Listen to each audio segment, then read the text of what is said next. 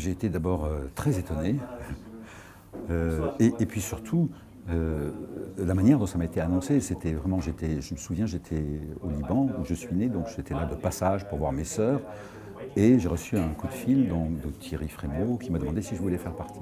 Évidemment que j'ai dit oui. J'avais beaucoup de travail, j'ai tout organisé en fonction de ces 15 jours que je voudrais passer ici, parce que je pense que j'ai une mission importante.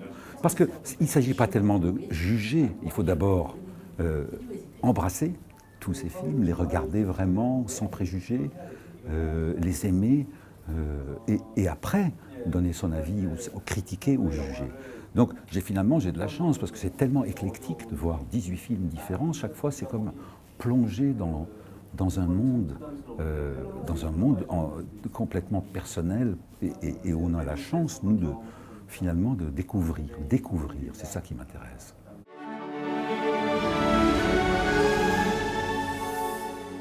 Pour moi-même, je suis très sévère. Par exemple, quand je compose, je suis très exigeant, etc. Là, il ne s'agit pas de la même chose. Il s'agit simplement, comme je vous le disais, de voir une chose dans son entier, de la percevoir dans sa totalité. Je pense que je serai très attentif. Que peut être un juré autre que ça? D'abord attentif, et puis je me permettrai certainement de dire, sous la présidence de Pedro Almodóvar, ce que je pense, en espérant que ça apportera quelque chose à cette réunion de membres éminents dans le jury.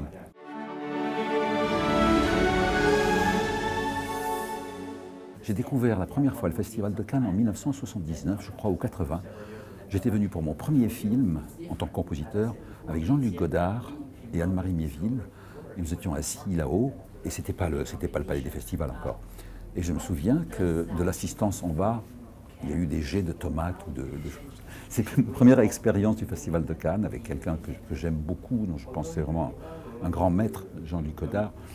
Après ça, je suis revenu plusieurs fois.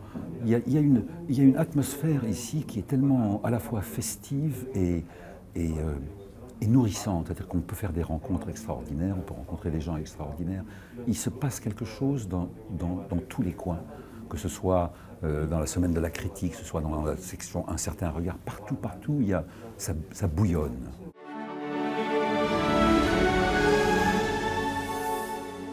Je crois que c'est le dernier.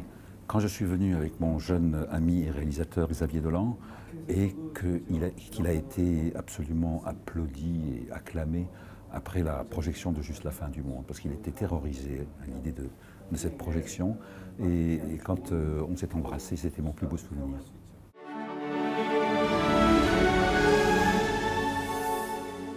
Ce qui ne regarde pas forcément dans le rétroviseur, ce qui ne refait pas, ce qui contourne, ce qui ose, je pense.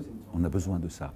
Ceux qui osent et qui en même temps ne cherchent pas seulement à divertir, mais aussi à informer, à enseigner et à élever.